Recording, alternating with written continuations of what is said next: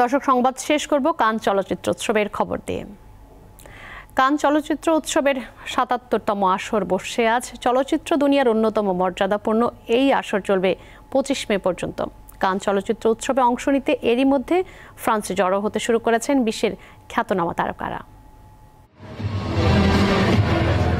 প্রতি বছর ফ্রান্সের দক্ষিণ উপকূলীয় শহর কানে বসে চলচ্চিত্র দুনিয়ার অত্যন্ত মর্যাদাপূর্ণ আসর কান চলচ্চিত্র উৎসব।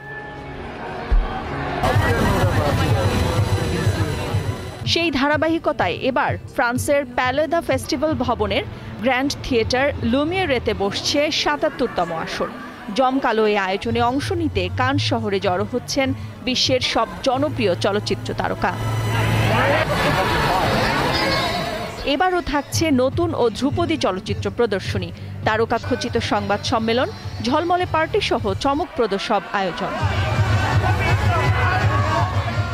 এবার সাড়া ফেলতে পারে জর্জ মিলারের বহুল আলোচিত furious a mad max saga. তালিকায় আছে কেভিন কস্টনারের হরাইজন অ্যান আমেরিকান সাগা। এর প্রথম পর্বের ওয়ার্ল্ড প্রিমিয়ার হবে ১৯ মে। ২ পর্বের ছবিটি ওয়ার্নার ব্রাদার্স মুক্তি দেবে ২৮ জুন ও ১৬ আগস্ট। নবীনদের মধ্যে উল্লেখযোগ্য ভারতের পায়েল কাপাডিয়ার all we imagine as light.